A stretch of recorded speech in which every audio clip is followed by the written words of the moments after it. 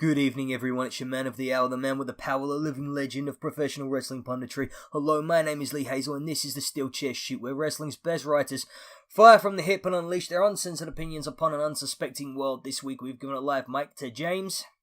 Takeover was better, bitches. Yeah, of course it was. It is every year. And I'm to not Joe. biased, I swear. Joey Janela's Spring Break 2 was even better, bitches. Oh, That's controversial cool. opinions from the start. Do you know what? I would really like to know what your guys' opinions was of the entire WrestleMania weekend, because frankly, I was wiped out just by watching WrestleMania itself. I haven't even seen TakeOver yet. That's how much WrestleMania wiped me out. Ugh. And anyway, yeah, guys, just a quick announcement. I would really like to have made more of this particular episode of the SteelChair Shoot, as it is going to be my last before I hand over to these two fine, wonderful gentlemen. Unfortunately, though, I got really ill over the weekend, and I'm still suffering. So my throat is, I can already feel it, like, closing up as we speak, as I continue talking. Why am I still talking? I just want to stop talking. So anyway, I'm going to basically hand over to these guys. They're going to talk. If I really feel like I need to share an opinion, and there are definitely some matches I need to share an opinion on, I will have at it. But we're just going to get straight into this because there's 16 goddamn matches to talk about, which means this is going to be long enough without getting into NXT TakeOver, without getting into Spring Break or Progress or ROH, or God, how do you lot manage it? I couldn't manage 7 hours of WWE. Anyway, let's go for it. Joe, what did you think of the Andre the Giant Memorial Battle Royale? I'm glad you asked. And this is going to be good already. So, you know how in previous years, the Andre the Giant Battle Royale has been a nice bit of throwaway fun, a good transition match for just warming up the crowd at points when it's starting to hit a low spot, or if it's like this as a first match. They thought they'd change it up this year and just make it all really dull. Just have about 5 seconds of memorable content go on between Mojo Rawley and Zack Ryder, and then nothing for another 9 minutes.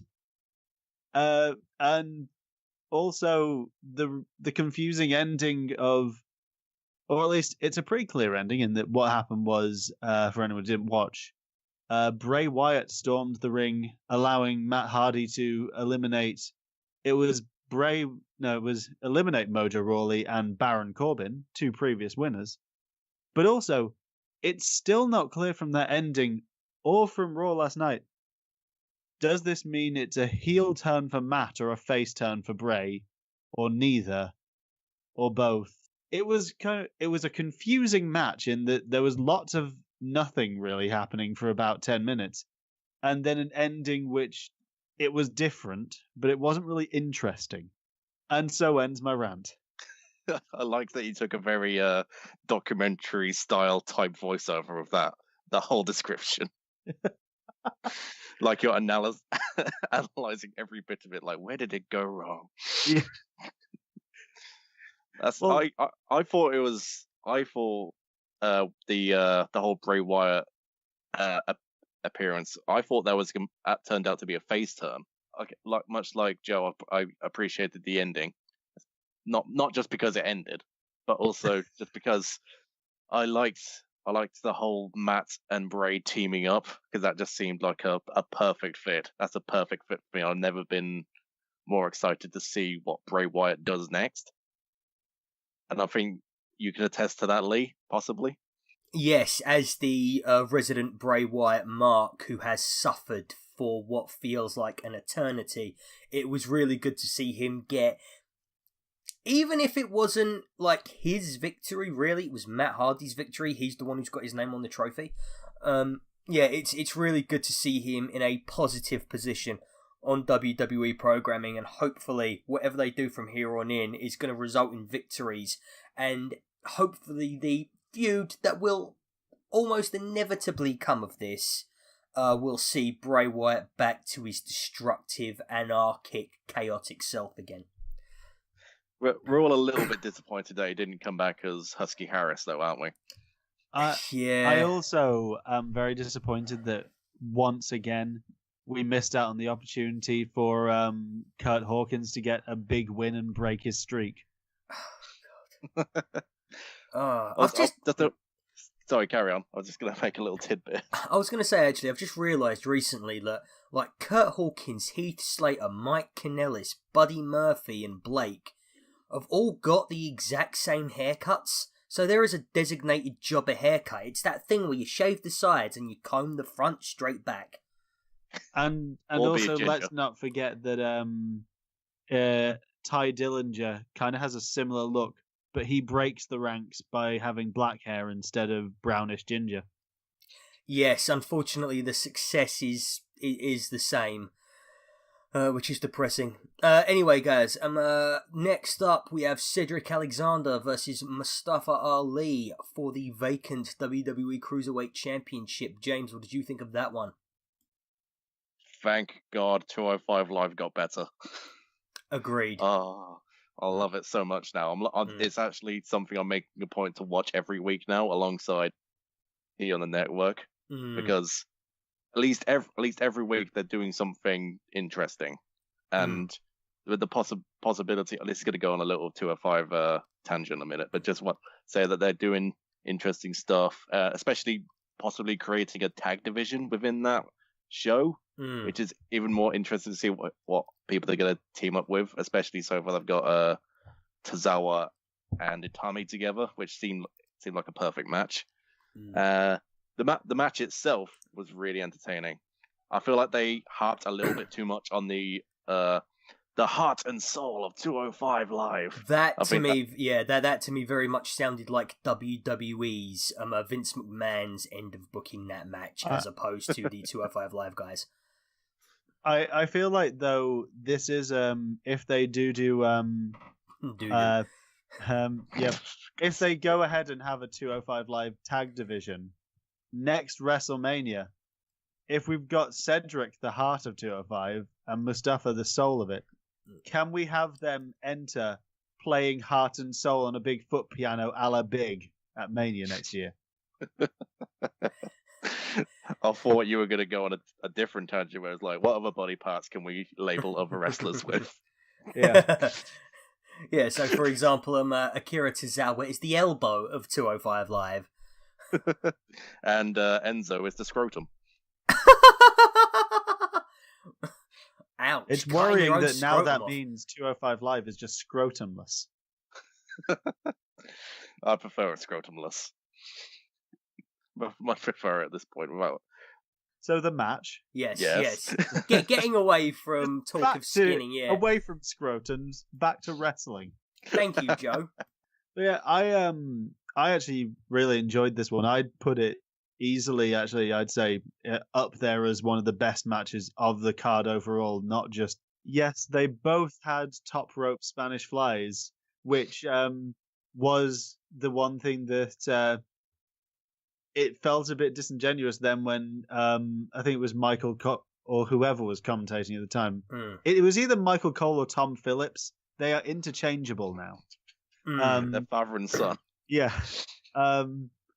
What must Adam Cole think? He's lost his dad. But yeah, where either Michael or Tom was freaking out when Charlotte hit the Spanish Fly and Asuka off the top. And I was just sitting there thinking, but we just saw this about 2 matches ago, and probably better, because this is a move that Cedric does all the time and knows how to do, and Charlotte, she didn't mess it up, but it just didn't look as smooth as Cedric's, and it just seemed like, are we just going to be excited for every time this happens now?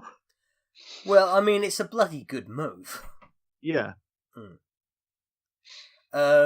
So just from my perspective, I really like the fact that they brought back what made the Cruiserweight Classic so special, where Cedric Alexander soundly defeated Mustafa Ali very cleanly, but also like had this moment of empathy at the end, which is what I thought made the Cruiserweight Classic, like the hugs and the spirit of competition and the spirit of camaraderie that the Cruiserweights all shared. I feel that came back in this match.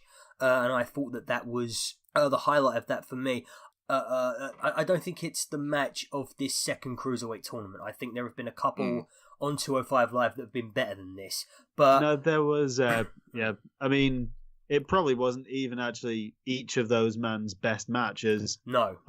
As you know, Cedric had a great semi-final with Roderick Strong, and Drew Gulak put on a great one with Mustafa Ali. So, still, thank you, Spud. Yeah. Hashtag thank you, Spud. I can't actually believe that. I still can't believe that Drew Gulak didn't win that one. I thought, because face versus face is a bit of an odd thing to do at Mania, but they've done it a couple of times on this card. And but one other thing I've got to say: Mustafa Ali's entrance gear, absolutely on point. That's I'm putting that up there amongst the best entrances of the night as well. His Sub-Zero meets Iron Man. Yeah, absolutely. I'd enjoy it. Although it's a slight rip-off of DJZ. Yeah. DJZ? Sorry, I'm unfamiliar. He's an indie wrestler. I think, is he in Impact right now? I think he's still with Impact, yeah. Oh, is he the guy who goes ba ba ba bow, ba ba ba bow? I'm not sure. Okay. All I know is that he's got a very light-up gimmick. Oh, yeah. Okay, right. Lights go down. He's got lights all over him. We might just cut this DJZ stuff. Fair enough. Yeah, Impact. It's Impact. I hear they're hiring, but they're beneath us right now because it's WrestleMania time. So anyway, Naomi winning the first ever Battle Royale for the women. Not first ever. Sorry, I don't cough. Why is that not the first ever? There was the Women's Invitational. Oh, as won by Santina Morella. Right. I think that's why we don't talk about it. Yeah, I think we may just be walking into pedantic territory here, but okay, Joe, what did you think of this one? I like this one better than the men's. I thought that the angle with having the NXT women having Peyton Royce, Dakota Kai, Kairi Sane, Kavita Devi, and I think that's it. Every single one of them from a different country. Oh, and Tainara Conti and Bianca Belair. There we go. Yeah, 6 of them representing between them America, Australia, New Zealand, Japan, Brazil, and India. It was a nice moment having them there, and introducing this new gang mentality to it, of it being like how everyone always asks when it's Survivor Series why NXT never tries to get in with the interbrand stuff. It's nice seeing them all teaming up just on the basis of, hey, let's show them that NXT is also here. Yeah. Yeah. I thought though actually that after they started to dismantle that, when it got down to it being quite obvious that it was going to be between one of the 3 women that got entrances or Naomi, that it started to lose a little bit of luster when you realized that it was kind of obvious, not obvious which of them, but that it was going to be one of the more anointed ones of the current roster, that there wasn't going to be any surprises really. Yeah, and I think this was also the first match of what I shall now dub this WrestleMania subtitle, Swerve Mania. Because not a bad title for that, actually, considering what we got. Yeah. So there was a conflict between Bayley and Sasha, as we know. That's been a rivalry that's been slowly boiling up at this point. Bayley chucked Sasha over, and she was like, "Yeah, I won. I did it." But then out of the corner, here comes Naomi, because technically she wasn't eliminated. Mm-hmm. Although I'd say that wasn't really clearly addressed, because we just saw her on the outside, Becky at one point. Yeah, I didn't notice that she wasn't eliminated either. Yeah, I was really confused at that point. And so it was like, oh no, I guess I have to fight you now. And then Bayley got eliminated, and therefore leaving Naomi the winner. So that makes Bayley look a bit silly, which is fine. So it just shows that her attitude towards Sasha is getting worse and worse. Yeah, there's moments near the end of this that confused me. So is Bayley now the heel, because she did some underhanded tactics to Sasha essentially, and then was like, "Yay, I've won," and looked genuinely a bit terrified when Naomi came back in, as if she was meant to be like now the cowardly villain. It's like, So I wasn't sure. I thought that I've had is last time I watched Naomi it. scary? I Are people thought like, she- oh no, thought- not her terrifying finisher, the rear view? I thought she came across more as like more like crestfallen, just more disappointed. Like, damn it, I've done that now, and now I've got to deal with this. I didn't see that as more like, oh no, I got to deal with that ass. And to be fair, she is amazing. Bring it to the floor. Okay, first and foremost, Sasha and Bayley should have had a match on their own on the main card. I don't know why they thought they couldn't do more than...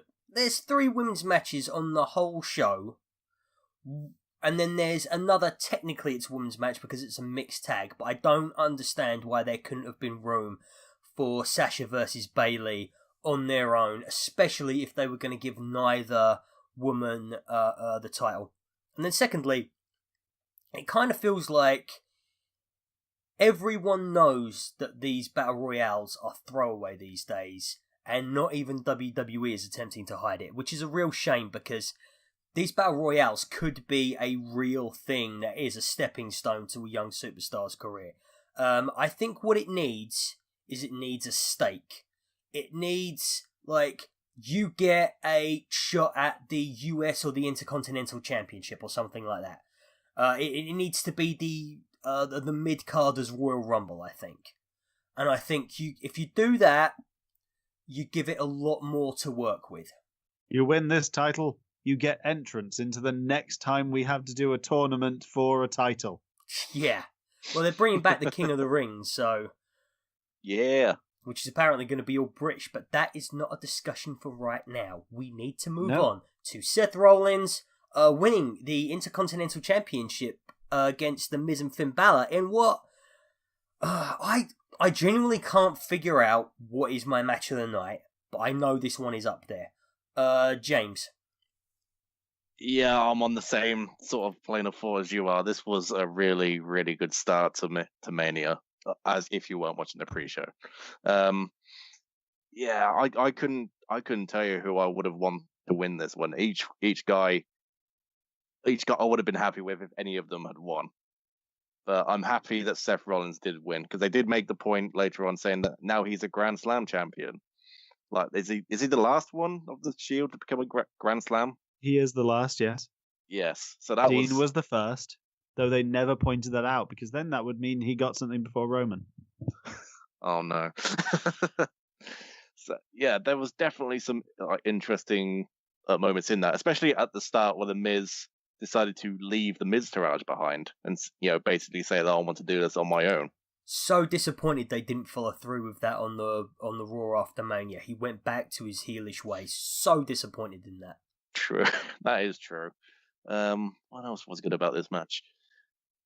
Again, it's one of those matches where it just feels like the Intercontinental title is important. Yeah, and that's what we really need. That's what I feel definitely added to it. That they all fought for it quite a bit, and I think especially because this was the first match of the main card, it gets a little lost in the shuffle. Because the thing is, I don't think there was anything really massively stand out in this entire event. It's difficult to think of why this was so great. It's just you have a general feeling that it was. Although I will say I really enjoyed the end sequence with a double curb stomp and then another curb stomp. Really glad to see that move back. Joe, what did you think?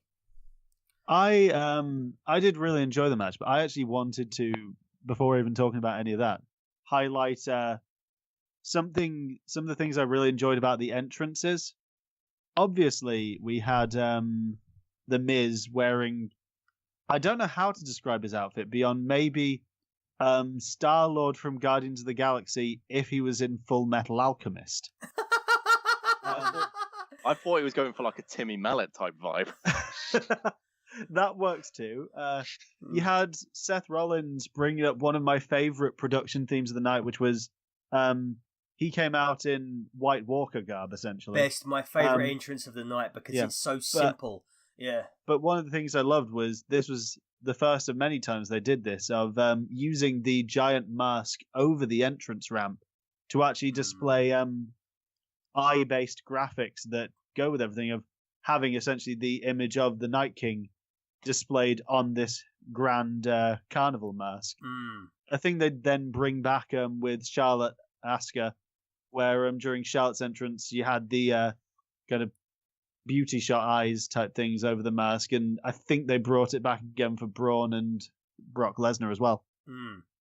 Also, I will argue this with anyone, they didn't actually need to bring out the Demon for this match. Yeah. And I thought that the Finn Balor Wrestling is for everyone entrance with the full representation for all people of shapes, sizes, colours, etc. I thought that was a really lovely way for him to enter. Yeah, this was not a blood feud that needed a demonic appearance. Yeah, this precisely. was something that needed cool Finn in his cool jacket. Yeah, and if I just may say something about these entrances, that I was really, really pissed off when I first saw Finn Balor and he wasn't in the Demon stuff, and I was like, no, you've got to bring it out at Mania. This is the place you bring it out at Mania. But then I realised the context of the entrance in full and thought to myself, yeah, if there's any group of people that doesn't need to be associated with demons in a conservative Christian country like America is, it is the LGBT community. Yeah. They get called demons enough from other people without that association going through to WWE. Although I will say the fact that Seth Rollins won means that WWE are essentially saying that the LGBT community will be consumed by White Walkers just like the rest of us will. Burn it down. or at least the LGBT community will be secondary to it while the White Walkers consume Timmy Mallet. Yeah. What a mania. Yeah, that's considering his thing is burn it down and there was that huge flame pyro that he had, shouldn't it have been freeze it up? Like, we've got mixed messages there. We've got White Walkers and we've got burn it down. Like, pick one, Seth, for God's sake. No, They're because competing ideas. When whichever one of Daenerys' dragons it is gets turned, it's not shooting ice, it's just shooting blue fire. Oh, okay, right. We're not going to get into a Game of Thrones lore discussion here. Like how you get blue fire from a Bunsen burner. We are just not... ice burn. Yeah. It's frostbite. Right, okay. Joe, would you like to speak about the match itself? Oh yeah, I really enjoyed it. I thought it was good that they obviously it's WWE, it's a three-way dance. They're going to fall eventually into the section where it becomes smaller singles matches while one person takes a bit of a break outside. But I thought it was good that because they got over 15 minutes to work on it, I think, and they didn't slow down the pace at any time. They kept it going all throughout. It was the kind of match where, because it was so early on, I can't even really recall a lot of the actual spots in it. I remember one thing I loved was Finn on the outside hitting a double missile John Woo dropkick on The Miz and Seth Rollins into the barricade. I thought it was just nice seeing them all working so crisply, and also the fact that, you know, if we take it back to something like, I know it's 7 years ago now, but WrestleMania 27, when everyone booed the hell out of The Miz because he was, not only did he beat Cena in the main, but also he probably wasn't ready for that kind of spot. But now you've got The Miz working on the same level as Seth Rollins and Finn, and I don't think anyone will leave that match going, The Miz was the weak third of it. No, because absolutely not. He was on their level completely. Yeah. Agreed. Okay, cool. So then, Charlotte Flair defeated Asuka by submission for the WWE SmackDown Women's Championship, thus ending Asuka's almost 1,000-day undefeated streak with the WWE. James? Well, swerve count going up to 2. No one thought this was going to happen. Down your drinks, people. Down your drinks. I mean, I'm definitely one of those people that thought, like, oh, they wouldn't take away Asuka's thing for this. Like, I was even talking to people about the results of this, saying like, yeah, probably Asuka will probably win and hold on to it for a year again, and then she'll probably face Ronda at the next WrestleMania. It has been so long already, though. That's the thing, I think. It has been such a long streak already because of NXT.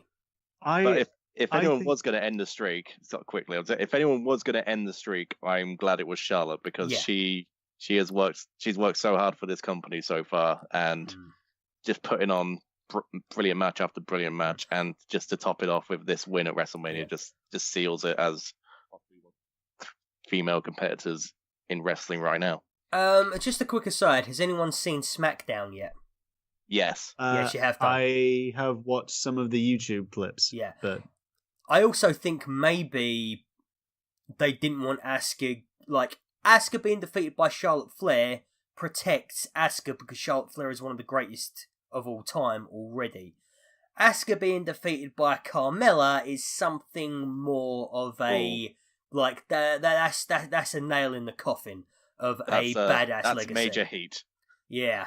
But that is burn it down material. Yeah.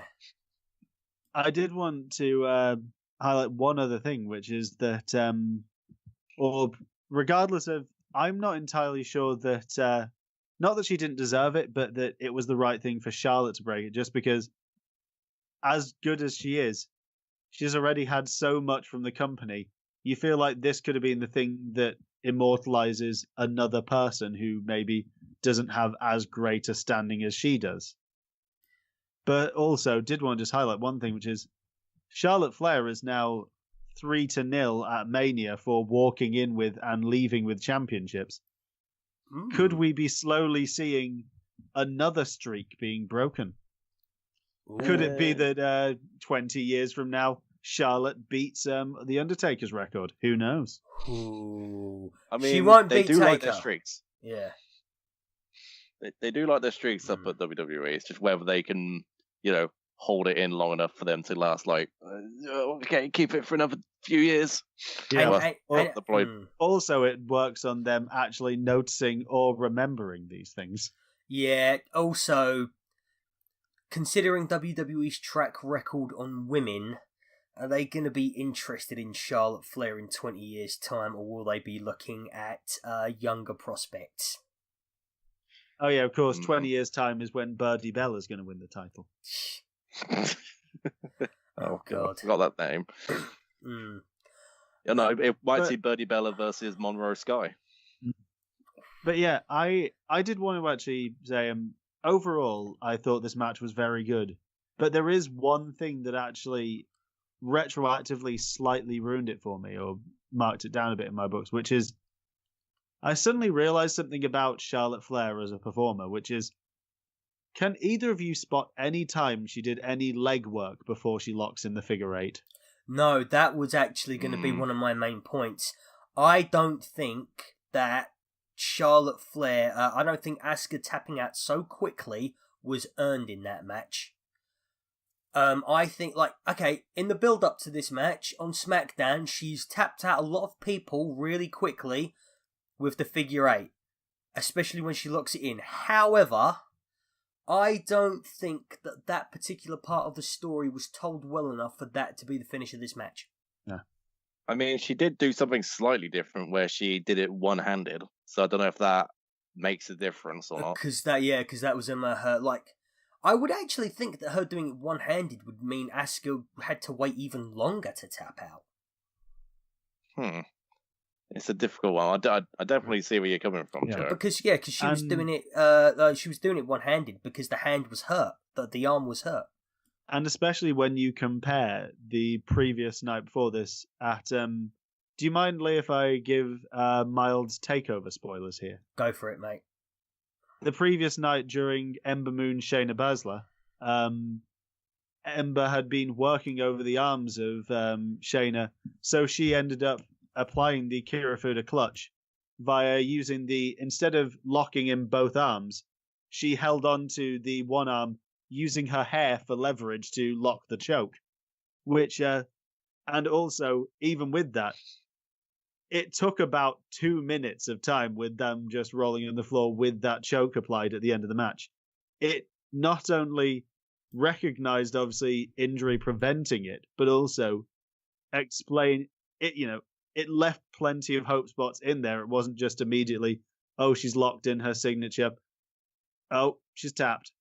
Which I feel like, especially when you've got these grand stories, you need to have some kind of build. I know it's almost more realistic having the immediate tap out with these things, but at the same time, if it was being fully realistic, there wouldn't be Irish whips. Yeah. Or Yeah. half of the things, like, oh god, okay, right, just quick 2-second thing.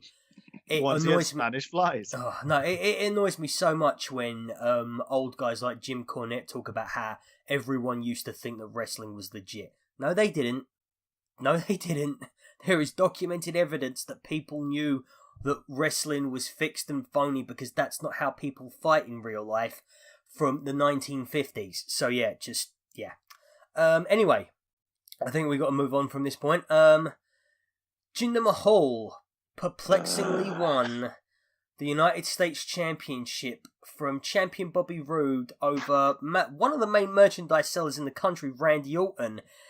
And he did it by getting the pin over Rusev. Now, I think I've made my feelings on this match perfectly clear just in that little intro, so I'll let you guys take this one. Joe, yeah. Who's that sharp intake of breath that I just... That was me. That was James. James, you go for it, son. Let's look at that Swerve-a-Mania counter. Oh, that's up to 3 now. Also, it's right next to the fuck you counter, which is now 1. Fuck you for caring. So we know WWE's history of people when they try to get over on their own tactics, right? A la Zack Ryder. It's I could possibly argue it's a similar situation with Rusev, with the old happy Rusev day. Well, that they'll push it a little bit for merchandise, but you're trying to get over on your own, son. Nah, not happening. You're gonna take. Yeah, you're not allowed to get over. You're a foreigner. You're a nasty Eastern European. No one wants to cheer for you. No one likes you. It just makes it. Now we do have to take a moment here before we get into the actual match itself to give once again credit to the unsung hero of probably this WrestleMania, that being Aiden English. Yeah. Not only did he deliver a great partially wrapped promo before Rusev came out, but also in between the Andre the Giant Memorial Battle Royale and here, not only did he change outfits to match more with Rusev, but also he shaved his head in between the matches just to debut his new look during that entrance. Oh, wow. Go back and watch it. He has hair during the Royale, and he's got a shaved head when he's introducing Rusev. It's that is commitment. And that commitment was rewarded with nothing. Rewarded with an RKO. And you know what makes it even worse with all this whole thing? Again, just shall we talk minor SmackDown spoilers? Sure. Are we cool with that? So, yeah, so Jinder Mahal won. He's now the US champion. Guess who's facing him now after the #1 contender match on SmackDown? It's only goddamn Blandy Orton. Oh, wow. Yeah, so I mean, maybe they can have another Punjabi prison match. Oh, yeah, who doesn't want to relive the exciting, carefree days of Mahal versus Orton? God, what a time to be alive that was. It was an even better time to die. They're thinking like, okay, it didn't work with the WWE Championship, but I got a good feeling about the US Championship. You know, the one with the fucking US flag on it. Remember when John Cena had this championship and did the Open Challenge? Do you remember how special and important the belt felt after then? And then they gave it to Alberto Del Rio and shat all over it again. You remember when Rusev had a tank? Yeah. Yes, I missed that. Still being punished for not being conventionally handsome in Vince McMahon eyes and having a fit as fuck girlfriend. That's what's happening here. Rusev. I'm saying that right now. He is handsome. He is. Not according to Vince McMahon, and his is the only opinion that matters. God damn him. God damn him to hell. Anyway... Just play that clip of him getting headbutted by Kevin Owens on repeat. Yeah. You'll be alright. Does anyone have anything else to say about this? Because I don't remember bugger all from this match, honestly. I really don't. I think Bobby Roode needs to do something about his character really soon, or else he's going to turn into Ty Dillinger. Do you know something, actually? Something actually hit me about like this.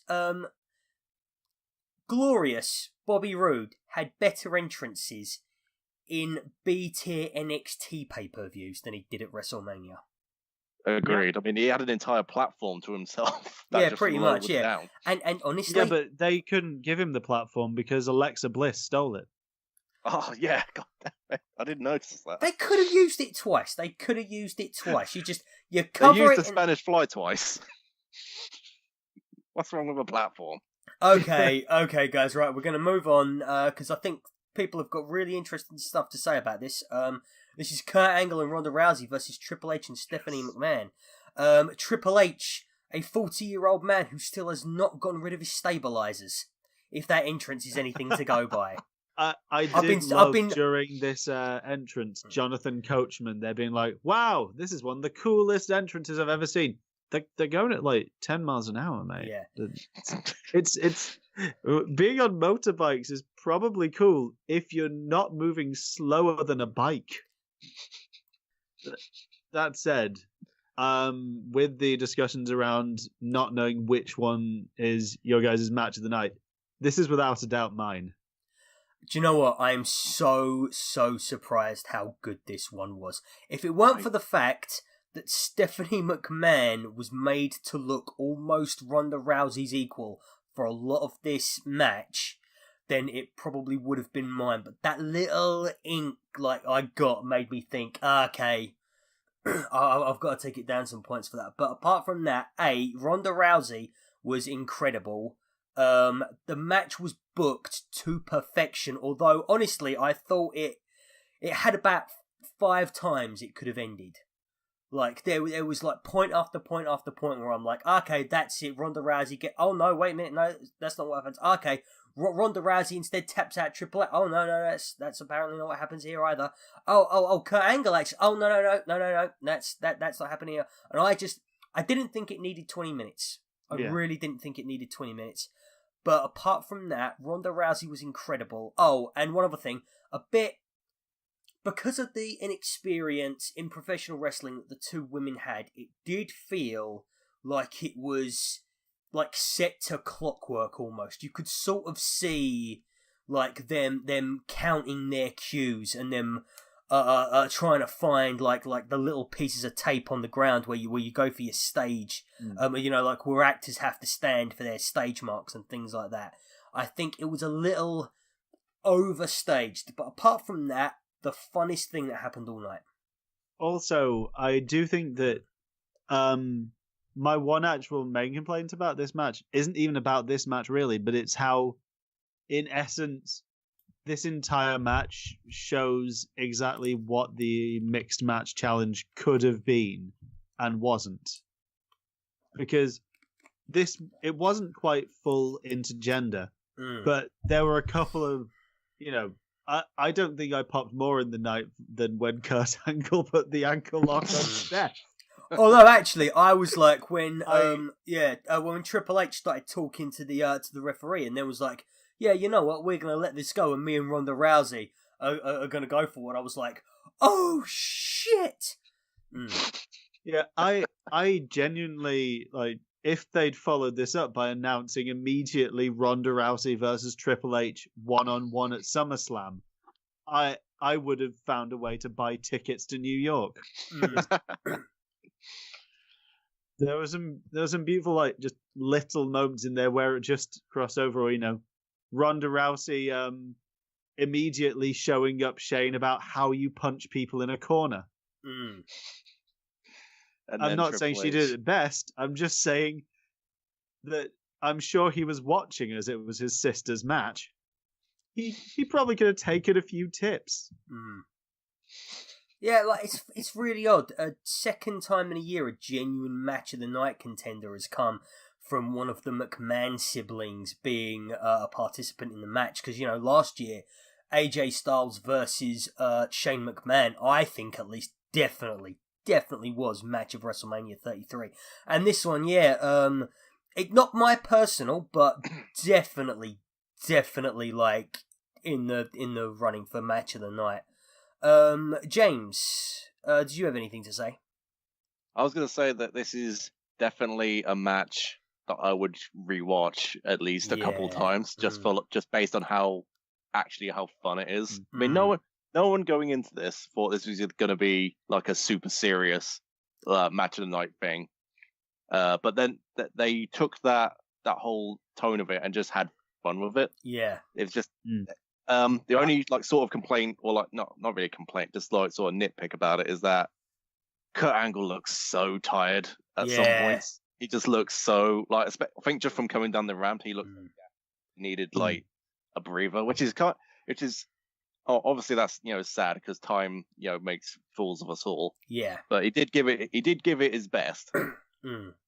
So also, I think if I were the WWE, I'd be very hesitant about doing so much linking between Rousey and Piper, as I know there's more of a Pipes having given his blessing to all of this, and was a big fan of Rousey's, but it could start to push into the point where people start treating it like Sasha Banks and Eddie Guerrero. Yeah, I just don't want that for her.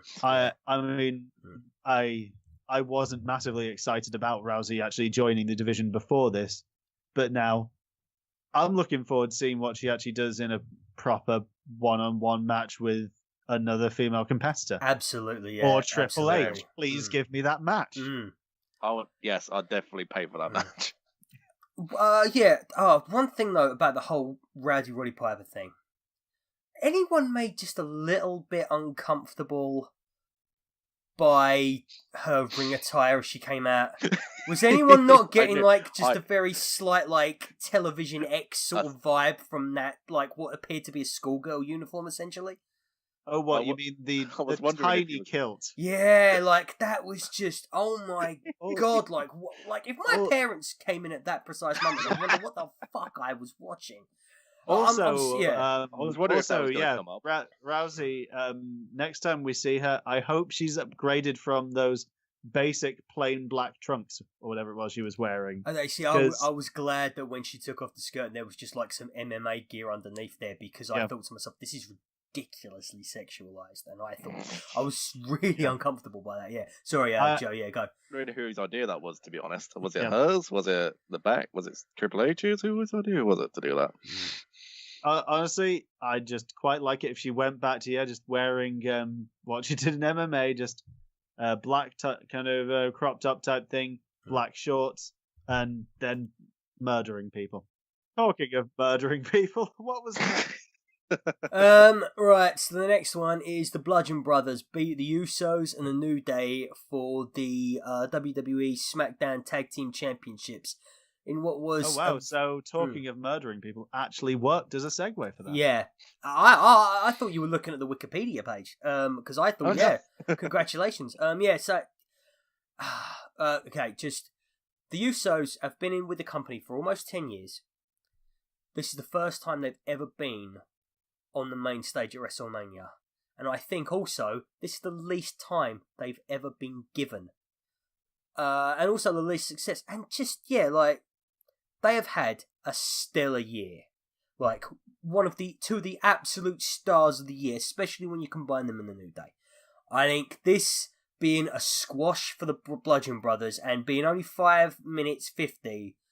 I mean, don't get me wrong, I love Harper and Rowan, I really do, but I think there was a better way you could have done this, and this feels so... This is the match that felt like it was shafted for time so other matches could have their moments. Yeah, the tag belts got really screwed this WrestleMania, depending on your certain views on the other tag match that happened. Well, Vince McMahon apparently hates tag team wrestling more and more year on year.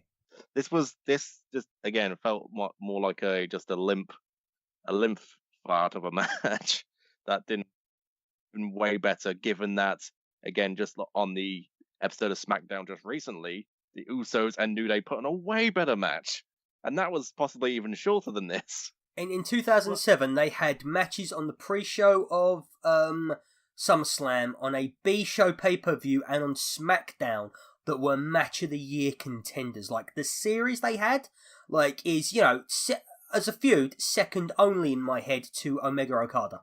I mean, I had also heard rumors that it turned out they were completely just rumors, but I'd heard rumors, people saying that this being obviously WrestleMania 34 following on from 17, that this match was going to be made into a TLC match, which you put those three teams in a match like that, that could be a worthy successor to having Edge and Christian, the Dudleys and the Hardys, having those three. Yeah, absolutely. But instead, they took what had the potential to be match of the night, and it wasn't that it was bad. It just didn't have enough time to be anything other than good. I think that's pretty much all we have to say. Yeah. What else can we really say about it? Apart from this slightly disappointing. It seems the most appropriate thing for that match is to talk about it quickly and then move on. Well, talking about quickly, Undertaker versus John Cena, which... It happened. Yeah, I gotta say, guys, right, okay, the Undertaker's 54 years old. What did people expect? He's 54. He doesn't have to come out and wrestle at all. People saying this match under-delivered. The man is 54 years fucking old. I'm gonna praise the absolute hell out of the build and even of this match, because it was been built so teasingly and so well that it kept everybody interested to know what was going on, especially putting John Cena in the crowd as just a fan, then him getting the notification from the ref saying that we didn't know what he was talking about, but we had an implication, and then seeing him just dart off in backstage. Which, by the way, thank you, Twitter, for all the comments on that image of John Cena running away. However, I've had a great time. I want to now once again critique Michael Cole and friends, because go for it. During this, I think it was during this segment, Michael Cole was telling us what was being said on the ramp as the ref was whispering to John Cena. Oh, Michael. But earlier on, when they showed video footage of the ref talking to John Cena, I could quite clearly hear the ref saying to him, "The Undertaker is here." And Michael was just like, "What's he saying? What's being said right now? We can't hear this. What's going on?" It's like, don't be so coy, Michael. Did you guys like that run? Because honestly, I thought it was so disrespectful to Charlotte and Asuka. I was actually really pissed off at that point. I was in it for the memes. That's why I was in it. No, I'm only here for the memes. That's why I'm in this business, bitch. Right. And then keep following on that build. John Cena came out. You guys are like, "Yeah, I'm ready. Then a ref comes down, saying like something like, "Oh no, I guess he bugged off or something." Yeah. In order to say it. Yeah. So then he walks back. Lights go off. Everyone's losing their shit. Who comes down? Only Elias. Oh, yes. I had to goddamn played. And then also thrown in a little riff from what's it called? House of the Rising Sun, because they're in New Orleans. Yeah, there is a house in New Orleans and they call it the Rising Sun. What a man. Yeah, so Elias was taken care of, and then Undertaker came down, and we essentially got a squash match. Yeah, and you know what? I like, because I thought John Cena was being such a prick. Like, not letting a man retire in dignity and forcing him to come out so that John Cena can have his moment in the sun against The Undertaker, and then this 54-year-old man comes out and fucking demolishes him, I thought was great. And yet, you want to see The Undertaker go at that pace. You don't want to see what happened last year with him and Roman, or with him and Brock at WrestleMania 30. Then it's got to be like this quick. It's got to happen like this. And if you wanted anything else, if you wanted a big back and forth 20-minute epic, I'm sorry guys, you're kidding yourselves. The guy is in his mid-50s. He's looking at his bus pass in the distance. I did also want to say from this match, I was disingenuous when I said that Angle applying the ankle lock on Steph was my biggest pop of the night. It was my second biggest. Behind in the build to this match, when Undertaker's hat and coat appeared in the ring, it wasn't Oh. that popped it.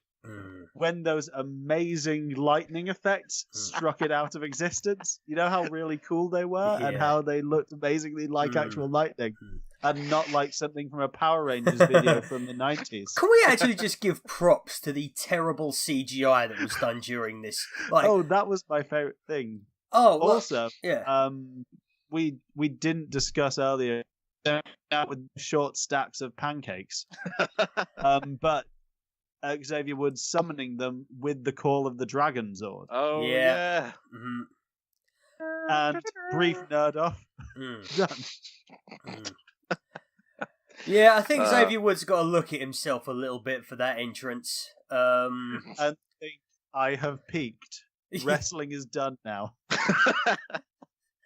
But with this match, it didn't need to be, like you said, like a 20-minute epic. It was a squash match just to make Undertaker look good after the let's just say poor performance last year, where he was made to look very, very worse than he actually could have been.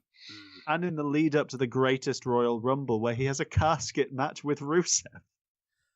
We will actually, let's not go into the greatest Royal Rumble. We can do that post show because there's actually some things I really want to discuss about that, but we should do that for like post show discussions. Okay, are we done with that one then? Yep. Yeah, that's fun. Yeah, that's cool. You can say more if you want, James. I just love John Cena's reactions, especially to the he's going to do the 5-knuckle shuffle. Yeah. And we were like, yeah, Undertaker raises, but then the leap he does backwards is just something else. Like he's just seen a ghost. Okay, so the next one is the long-awaited return of Daniel Bryan and Shane McMahon versus Kevin Owens and Sami Zayn. I will go first on this one because this is the only time during the entire night that I actually got properly excited. Like, I got WrestleMania excited at the prospect of a match because, I am a huge Daniel Bryan mark. I love technical wrestling. It's my absolute favourite form of it. You don't get enough of it in the WWE. So to see him back was absolutely fantastic. But they had to do that thing where they knock him out for about 15 minutes. And then they make him play up his injuries for the rest of the show. And then Shane McMahon looks like a fucking shiny golden god. Who makes Kevin Owens and Sami Zayn look like a couple of fucking jobbers. I just not quite the disappointment of the night for me. We'll get to that. But this could have been so much better. But WWE don't think that just a straight up great competition between three of the best wrestlers, pure in-ring performers in the world is good enough. I'm sorry, there were 4 in the match. There were 4 competitors. You wash your mouth out with soap. I said 3 of the best in-ring performers in the world. I knew perfectly well I weren't talking about Shane McMahon when I was saying that. Oh, I thought you were on about Shane, Brian, and Kevin. I thought you just hated Sammy. Who? El because Generico. The WWE clearly do. Yeah. Christ alive. Like, he's just... I mean, okay, I understand Sami Zayn is difficult to work with. We've all heard the stories about how excitable, about how he doesn't really understand, social cues and things like that, which must make him a bit of a challenge to work with. But for God's sake, guys, you don't sort him out by doing this to him. I don't need the extra drama of Daniel Bryan looking like he might go back into the back and be laid off for another couple of years. I don't need that extra drama because I can see straight through it. I just want to see the best in-ring competitors in the world have a fucking barnstormer of a match. That could have been this. It wasn't. That's what I come to wrestling for. That's not necessarily what WWE thinks its audience wants. It's what I want. Okay, James, what did you think? I think they only made that decision to have Daniel Bryan, just out for a little bit, maybe because either then they just want to give him a little bit of a safe spot, just because this is his first match in 3 years, So maybe I just want to give him a little easy run just to go with at the start. I don't know if that's the WWE's choice. I don't know if that's his choice. But I just think that was just because they wanted just to give him a little bit of just take it easy. We'll get the stabilizers off you soon. Not Triple H apparently, but with you it's fine. But yeah, I'm for many podcasts now, Lee. I have been listening to you badmouth Shane McMahon, and I feel very indoctrinated by this now. Every time I see Shane McMahon getting one over Kevin Owens or Sami Zayn, and him again matching up to it, I'm just like, I don't need this. This is not a thing. This he's not fighting every week. He's not on matches every week, putting his body on the line like all the other competitors on SmackDown. He's one of the last Attitude Era stars. Also, he's the product of of Vince McMahon's semen. Yeah. I mean, I'm not going to badmouth anything. I'm not going to badmouth anything he did in the Attitude Era. I mean, I still have to look back at King of the Ring and think damn, Shane McMahon is a hard bastard. And but when it comes to this sort of stuff, it's like, do you really have to be here? Really? So, can we all agree though as well that Shane McMahon, considering it's one of his signature spots, these days he really cannot actually. He can do the jump, but he can't make the coast to coast look like he actually ever hits them with a kick. Yeah, I mean, it seems to be the jump and land near them and expect Sami Zayn to sell like he does everything, which is incredibly. Yeah, I mean, I was going to say, was it Sami Zayn? Because when he was jumping across, you quickly saw Sami Zayn just lift his body up more in order just to close the distance between the jump. So I do think we should start talking about some of the positives of this match. Yeah, definitely. From when Daniel Bryan got the hot tag onwards, this match was incredible. I think actually from that hot tag onwards, those minutes were some of the best overall in-ring minutes of the night. And also, I didn't realize until this show quite how glad I am that I no longer have to hear JBL call every time Kevin Owens does a frog splash, be like, oh, it's the bullfrog splash. He's the biggest damn frog splash I ever seen. And all those things he says every time. Ball game. The thing is, this is like watching a match of rugby. No, it's not. Shut up about European sports, JBL. It was definitely a really positive thing to see Daniel Bryan come out, especially at WrestleMania, especially with all the fingers pointing up, chanting yes. That was just a real oh, my heart's going out to you because this is so positive right now. Yeah, nothing can ruin this night ever. Yeah, there is no doubt in my mind they could have put on a really good actual tag match between the four of them because Shane, as you said, if we take especially Attitude Era Shane, or even now his willingness to do crazy bumps is still admirable. I think between the four of them, they could have put on something as good as the other McMahon match of the night. But I think it was just a missed opportunity in which it was clearly this was more match used as angle to reintroduce Daniel Bryan and give that heartwarming moment. And as a result, I don't think it actually made it a bad match. It was still fun. It felt like here we have, as you say, three of the best performers in the world, and what we're getting is a good match, but just... Do you think maybe they were trying to protect him a little bit? Like, maybe they weren't quite sure that he was, his body was ready for a full 15 minutes, that maybe they were trying to treat him with kid gloves a little bit? I think possibly, but I also think maybe they were worried that if they let them go all out for those 15 minutes, Daniel Bryan would actually allow Kevin Owens and Sami Zayn to kill him. Because you get the feeling he would have been like, yeah, just powerbomb me out of the ring off the top rope.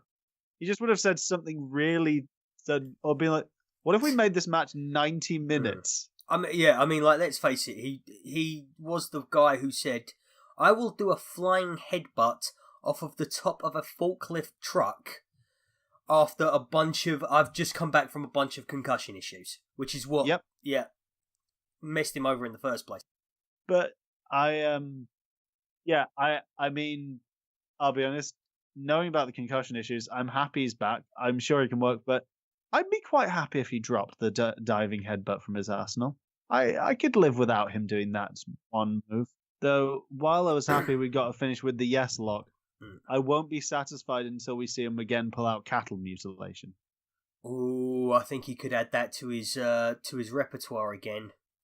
Definitely. I feel like, especially if he's going to work a safe style, I think we're going to get the return of, as he should be affectionately known, Grapple Fuck Bryan Danielson. Just out wrestling everyone and just tying them in knots and murdering them that way. Yeah. Be so great if he could just win like the PW Insider Award that takes his name just one more time. Yeah. WWE would allow him to do that. Anyway, yeah, so James has dropped out. Because just while I get my thoughts together, what would have been the next match that we'd be chatting about? Nia Jax and Alexa Bliss.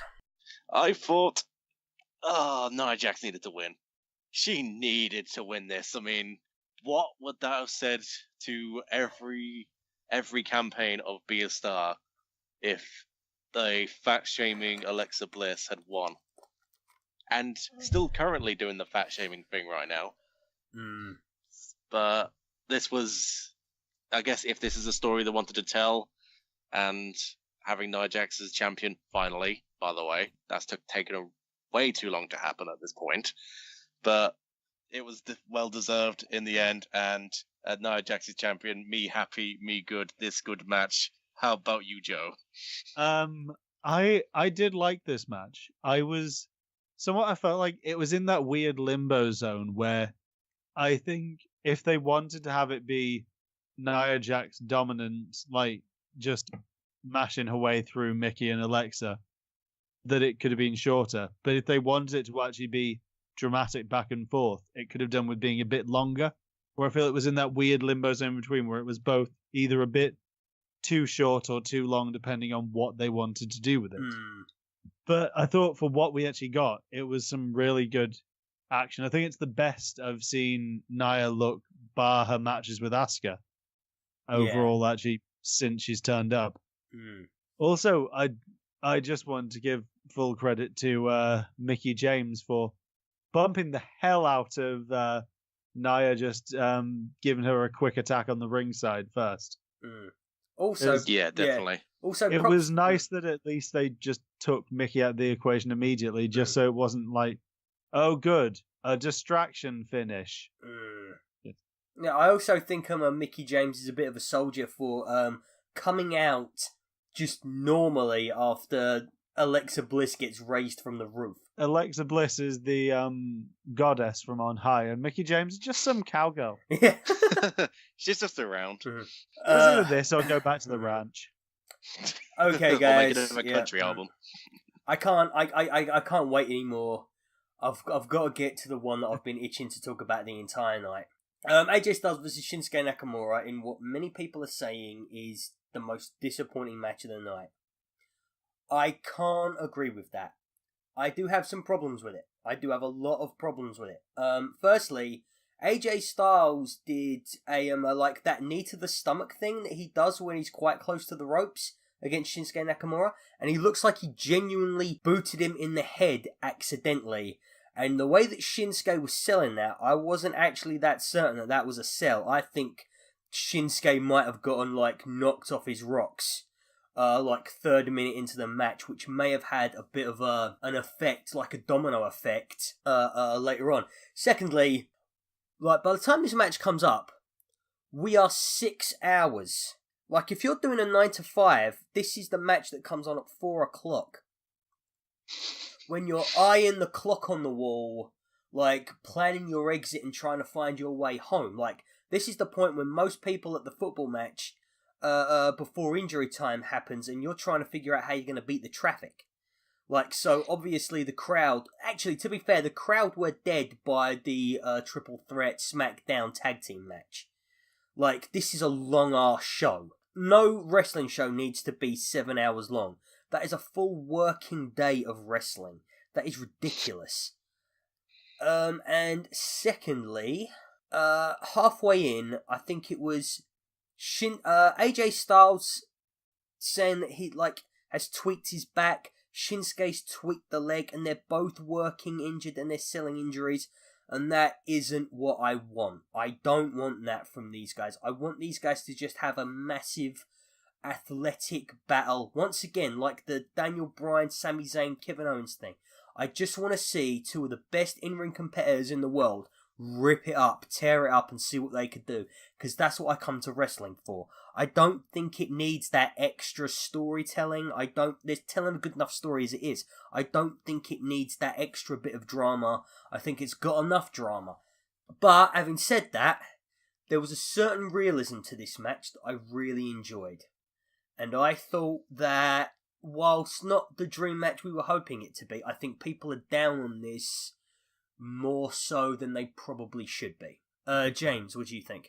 Well, it was always going to have stuff going against it, especially since New Japan Pro Wrestling decided conveniently to upload of their free match of the week, Shinsuke Nakamura versus AJ Styles at Wrestle Kingdom. And plus, this match has been hyped beyond all belief by the wrestling community. The dream match. Especially since their encounter at Money in the Bank, where there was that standoff and the crowd went absolutely wild. This has been a long time coming, so obviously it was never going to live up to expectations. There was always a chance, but realistically, we were going to at least get a good match out of them. That being said, this match I still thought was quite good, given that, again, stuff that you've said, Lee, where you just want them to go at it and not hold back. I just thought this was decent. This was good. They did promise us that they were going to at least try to steal the show. I don't think they accomplished that, but they still gave at least some fans what they wanted to see, and that was AJ Styles and Nakamura fighting. And I could ask for more, but that would be greedy, wouldn't it? Joe. Yeah, I think I can understand why people were so disappointed. And I think it is because, as I say, this was billed as the dream match. This is the second time they've been in the ring singles competition. The first time, I think, was one of the now increasingly less rare 5 stars from Meltzer. But it was, the first match was a great one. But it was a match at Japanese WrestleMania, essentially, fought in a Japanese style. And I think people almost were surprised when it turns out that they wrestled a WWE style match near the end of a WWE style show. The WWE style show. Yeah, the show, the big one of the year. And especially when, they have people like Daniel Bryan is now possibly being put back into active full-time competition. You're not going to want to then be like, hey, what if we've got 2 of our top guys, 2 people who will feasibly be going up against Daniel Bryan, beloved sweetheart? What if one of them, his finisher happens to be kneeing people hard in the head? I think it's Nakamura doesn't have really a position in WWE unless he both works a brutal style but also a safe style, which I know he is the king of strong style, but the thing is, WWE is not a strong style company. It is a classic American storytelling style company. Also not a company... so much of a fake sport one like New Japan is. Yeah, but also a company scared shitless of litigation, which is exactly. more of... Yeah, like there's a much stronger presence of litigation in America than there is in Japan. And you never know that they weren't possibly told, go out and give a good match. But don't give so good a match that it overshadows Reigns Lesnar. Yeah, there is always that. I mean, there is always that whole... Like, I actually thought that... Not that about Reigns-Lesnar, actually, but that about Ronda Rousey's match. I think there's a lot of booking, like old-school, classic-style booking in that match that Triple H has gotten away with, that a lot of WWE creatives would be like, oh, no, you can't do that, that's hokey. That makes us look like we're a hokey Southern promotion or something like that. And so they're allowed to use it. Also, they're allowed to use the whole mixed intergender tag thing. Nobody else is allowed to do that. Nobody else is allowed for a woman to go up against a man or a man to go up against a woman. It's the bad old days of late 2000s WWE when they're stopping a lot of their best guys doing what they can do because they want John Cena to look like he's having the best match of the night, when that was a point when John Cena couldn't really have that great of a match with anybody. Well, I will say, though, with this, that it's still... because I was telling you, Lee, that I didn't watch this year's WrestleMania live. I watched it in bursts. And separating this match from any kind of exhaustion brought on by watching it all as a marathon. So much exhaustion. It's still actually, unsurprisingly, considering the two guys that are there, it's a really well-fought encounter. There's a lot of great wrestling going on there. There's lots of great work from it's a simple enough story to tell. The idea of considering AJ Styles has the calf killer submission move, and that targets the knee quite heavily, and Shinsuke Nakamura has a knee strike based finish. Those two, having those styles working against each other, worked well to produce the encounter. And also, as I'm sure we'll talk about, the post-match antics with Nakamura, not just really low-blowing, but more actually tiger uppercutting AJ Styles in the privates. Yeah.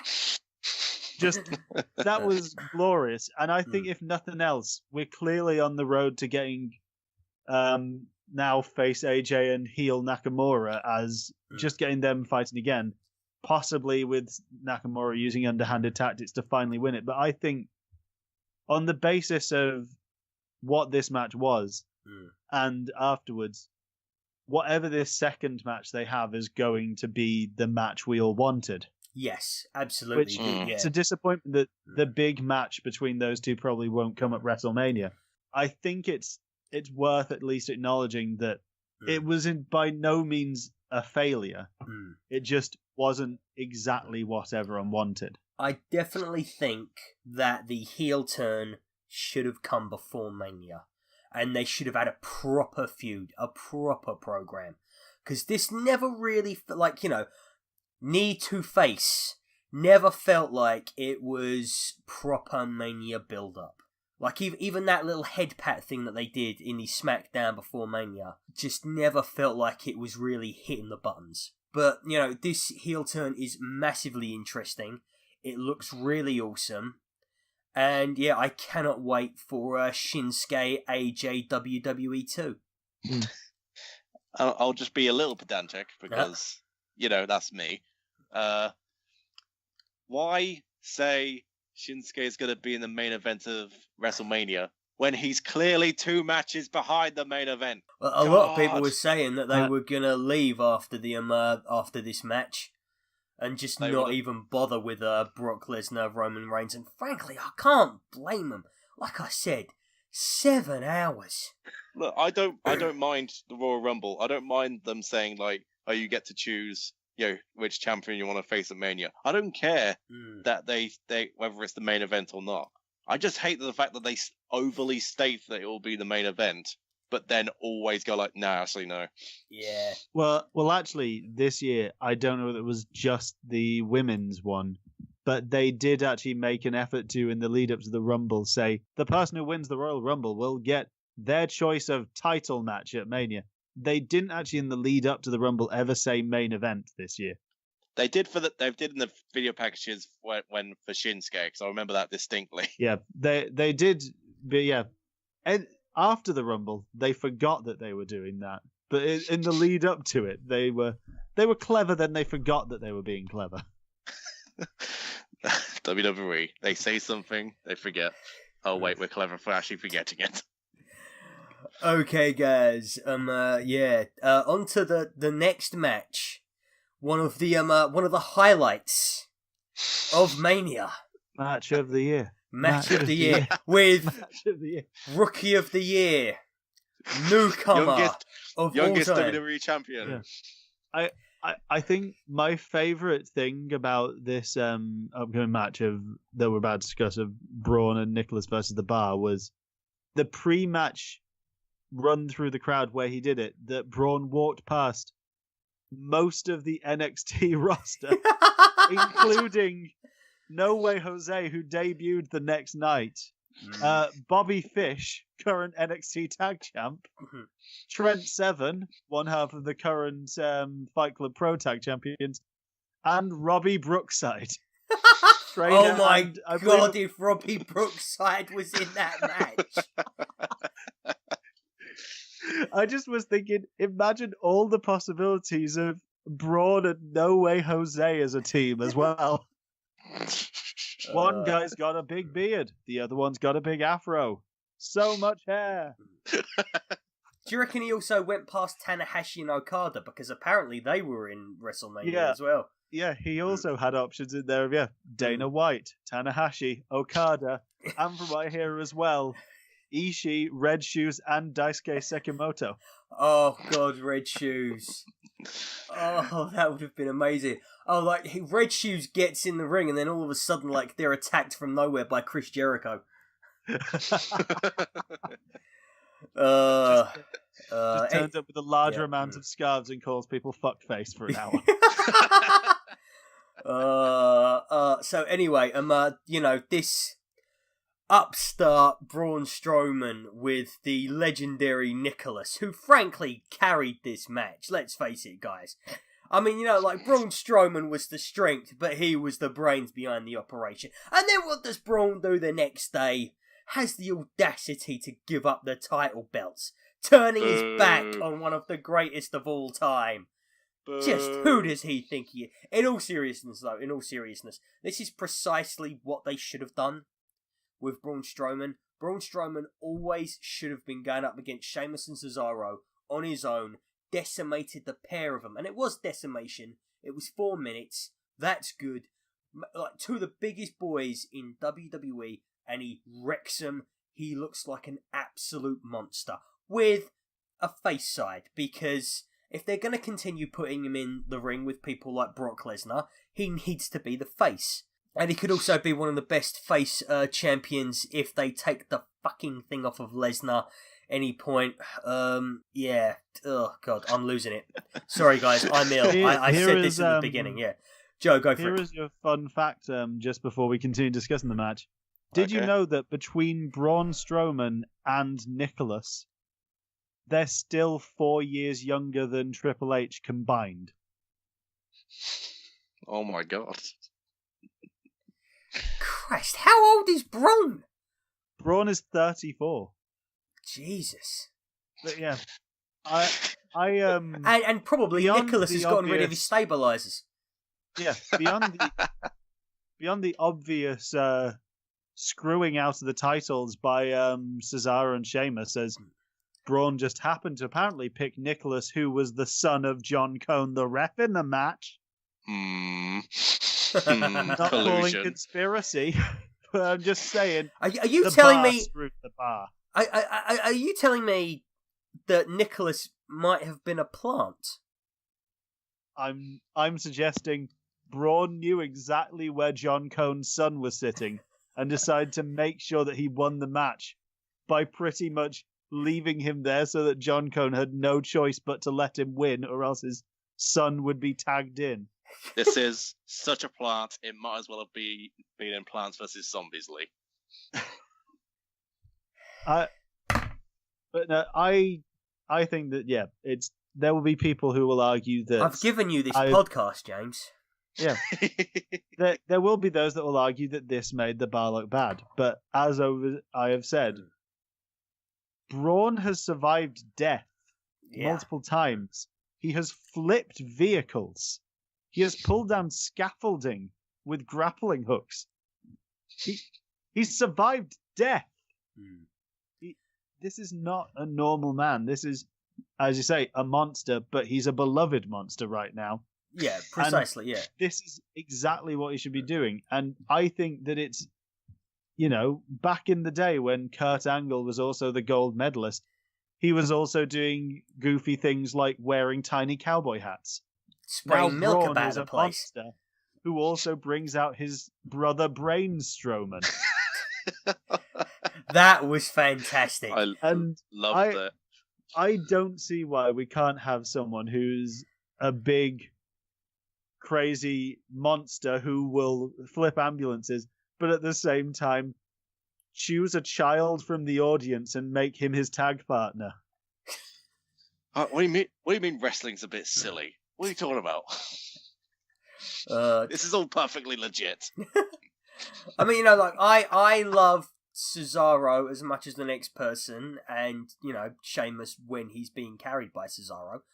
But they will, they'll probably get the tag titles back at the whole. Are they doing the end of that tag team series on Raw, or are they doing it at the Greatest Royal Rumble? I believe it's another thing happening at the Greatest Royal Rumble. Okay, cool. We will get to that. We will get to that because there is some interesting stuff going on there and things that directly relate to some of the Mania talk that we've been having. So anyway, yeah. I just want to highlight Cesaro's single tweet of reacting to the whole Nicholas situation, which read, "Stupid kid." Yeah, I think some of the tweets about Nicholas have been wonderful. Tommy Dreamer tweeted saying, "This is such BS. Nicholas didn't even submit his blood work to the Louisiana State Commission."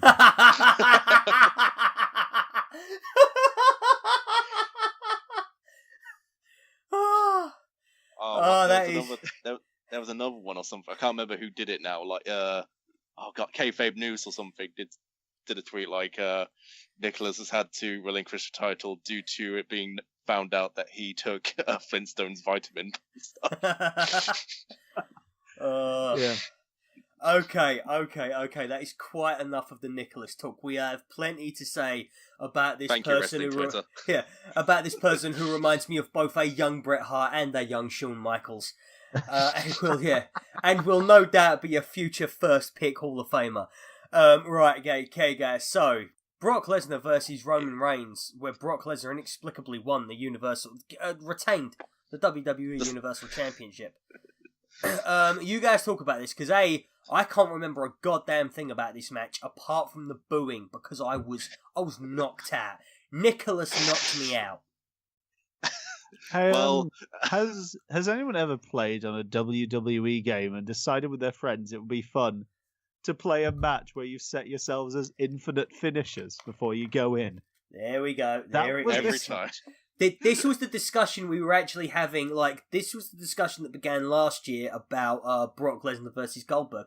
Yeah, I feel like even if you're having Brock Lesnar win, the problem with this match, I think, is actually just quite simply that there was one point after I think Reigns had kicked out the second F5 that if then Lesnar had just finished it then, if that had been the end, if they'd finished it on Reigns looking resilient because he kicked out twice, but then the third time they get him and it's over, it's fine. It's then you keep it going for 4 more kickouts of the F5. And it doesn't quite make Reigns look more resilient as it does just make it look like they're playing for time because they've said it's going to be 7 hours and they've realized that somehow they've managed to fall 10 minutes shy, even though they gave about, 45 seconds, I think, to the SmackDown tag titles? It's minor exaggeration. It's just like I said, you can see what they're going for when they want to make Reigns look again resilient and Brock look like this goddamn destroyer of worlds. But it's boring. That's the main problem. It's boring. Not even. And I've been saying all along that I was actually quite excited about this match because even before Seth Rollins with the heist of the century, as they're calling it, back at WrestleMania 31, Brock and Roman were putting on a damn good match. And I think if they'd actually had a fight here, if it had been felt like an actual fight, this would have been great. But as it was just them spamming their big moves. I mean, it's just the momentum for Roman going into this was, you could argue, was like slightly positive, because there were more cheers than we'd ever actually expected for Roman. Yeah. But as soon as those first two notes hit, it was boos, boos, boos, boos, and it didn't stop. It did not stop until everyone. This is the one time I've actually seen this thing in a wrestling match where people have cheered that the match has just finally ended. Yeah. I mean, I will still say that on the scale of Roman Reigns' main events that possibly didn't need to be, it was better than either his one with The Undertaker or Triple H. Yeah, at least this one had a title. The Triple H one was just that. I could have been placed anywhere on the card apart from the main event. Wasn't the Triple H one for the title? Was it? I can't remember. Yeah, the Undertaker one wasn't. It was just for the Undertaker's fake retirement. Yeah, glad that worked out. But yeah, it's not even that this was a bad match. It's just that this was not the last match of the night. And I know I almost fell asleep. No, by the time I got to AJ and Nakamura, I was already like dozing. I felt like my eyes were closing. I had to like slap myself to wake up. Like, come on, you've got 2 more matches. You can do this. And then, oh man, I don't even know what I saw at this point. I was just like, what are they doing? Again, like you said, it looks like they're just playing for time. And they had to do that. Oh god, the safe way, in quotation marks, of making someone bleed by having him elbow his bloody skull in, just to make Roman bleed. Oh yeah, no, the safe way of doing it. Yeah, though, isn't that the way that gave Randy Orton a concussion at 2016 SummerSlam? Keep an eye out to see how much he gets fined this time. Yeah. Also, why is it that? How does Roman's blood? If that is his real blood, it looks way faker than any blood capsule. He has the most luminous blood. You did definitely see the. Yeah, that's true. You did see the crack in his head. No, I'm not even implying it was fake. It's just. I know. I was hoping. I'm hoping it was. Yeah. I'm on the saying, please say Brock Lesnar didn't just actually like break open Roman Reigns' skull in order to get a reaction. See, the weird thing is at this point, if you told me that the plan was Roman Reigns was going to win there and Brock Lesnar just decided no and decided to elbow him in the head until he could actually shoot F5 him, I would believe you. I just at this point in the show was mostly really happy that I didn't have to fast forward through a Kid Rock concert. Yeah. Oh yeah, that didn't happen. Why didn't it happen?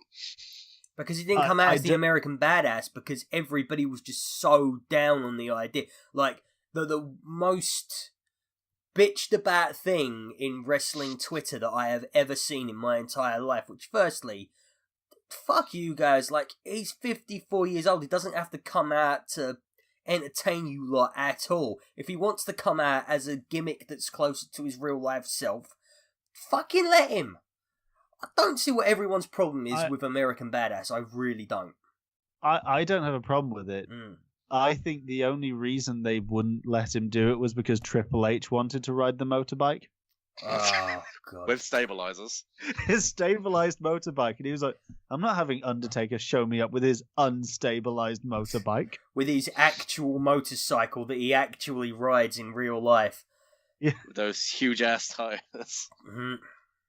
But it would have been so much more perfect, actually, considering John's reaction, actually, thinking about it, if you'd seen him there and his face when it just hits and it's, you done it now. You gone and made a big mistake. Oh god.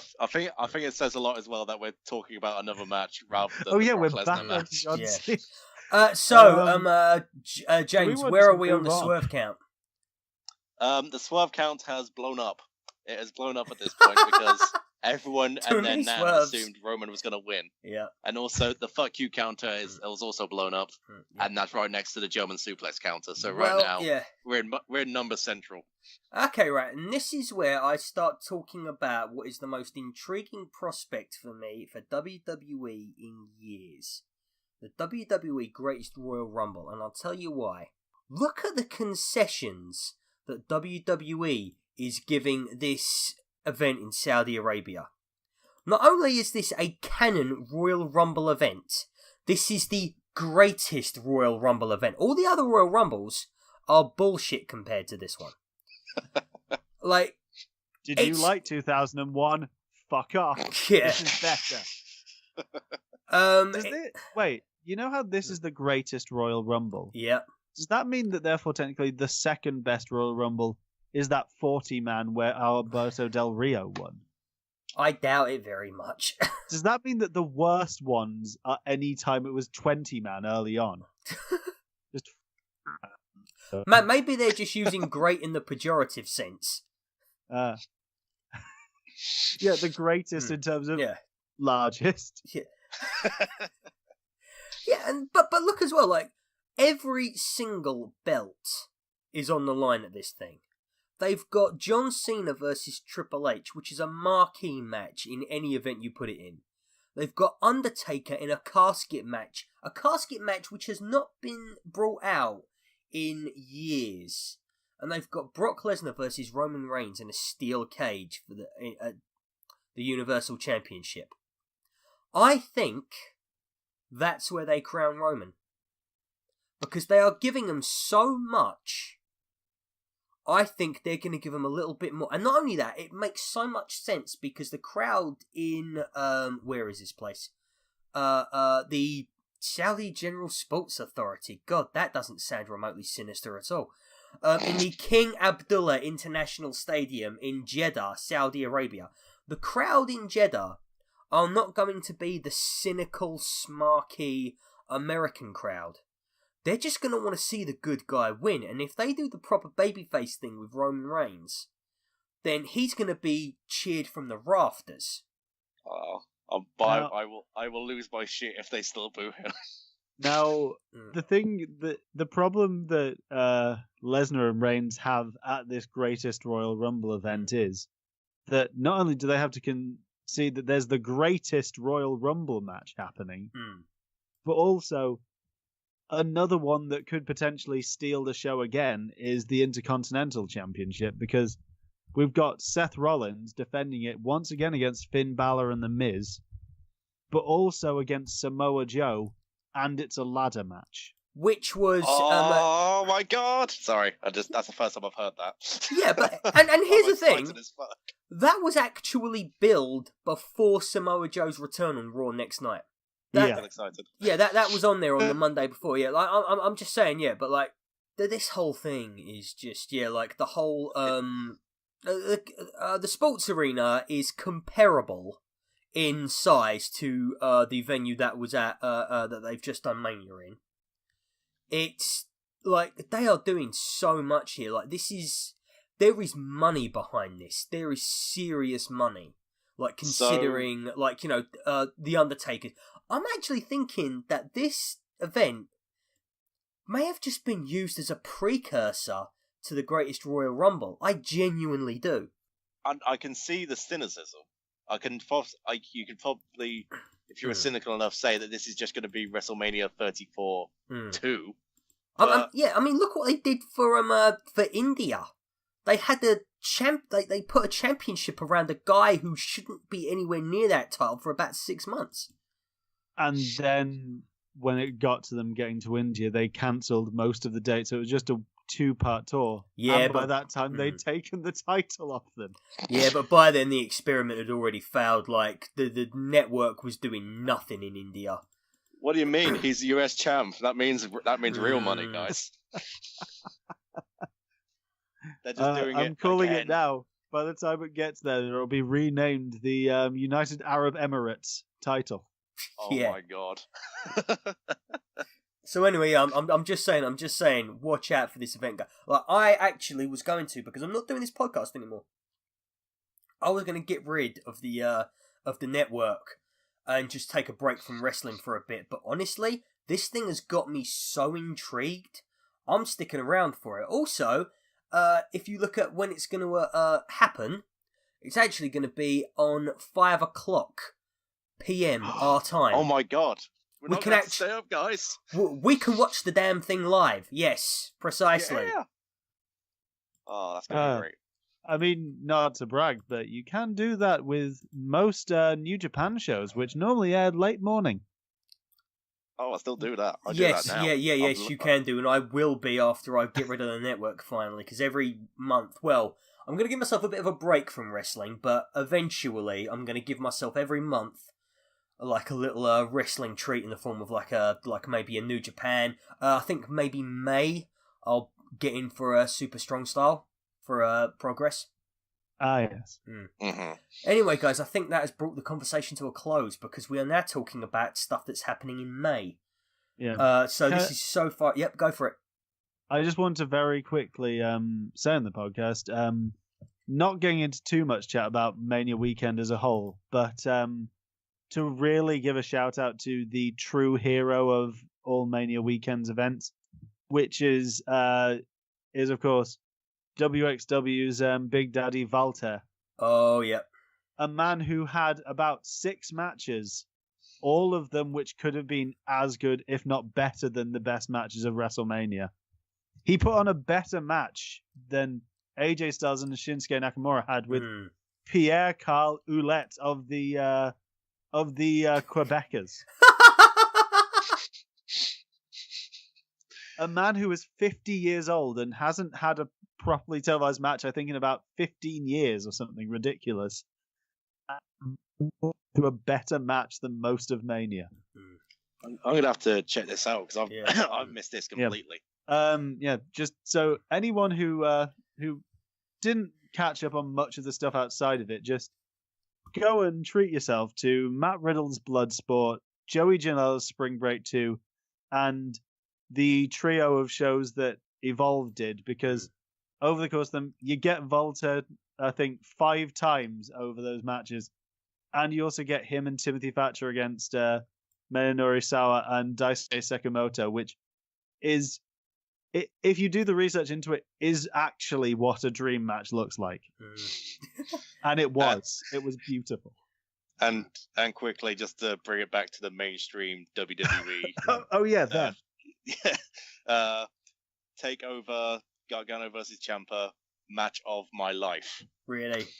That is my almost possibly my favorite match ever. Actually, yeah, when I get better, because I am right now suffering, and probably this affected my mood during Mania, I might have enjoyed it more were I not sodden with flu. But, anyway, God, what was I going to say?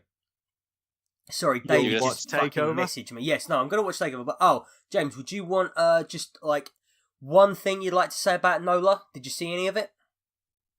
To Nola? Yeah. I didn't get a chance to, sadly, no. Okay, cool. Well, I was also refereeing on WrestleMania weekend. So really? Wow. Oh, was that? I didn't realise you were doing that. I've not brought it up on here, have I? I've started refereeing the shows that my training place does, like for the promotion. So I got pulled out the ring in a spot, which was great. I was going to do 1, 2, pulled out the last second to stop the pin, so that was quite fun. Cool, nice. Not taking a ref bump yet, but I'm looking forward to it, and all of you will be the first to know when that happens. Cool, awesome. Right, guys. So I'm gonna put a pin in it right there because I'm fucking starving. It's 9 o'clock at night and I have yet to have my dinner. Right, here we go. There you have it, folks. That was a SteelChair shoot. Thank you for listening to all of our ramblings. Thank you. God, this has been the rambliest one yet, I think. Please don't forget to like, to subscribe, to comment if you agree, if you disagree. Check out the mag at SteelChair.com, where you can find all our back issues at issuu.com/SteelChair. That is issuu.com/SteelChair.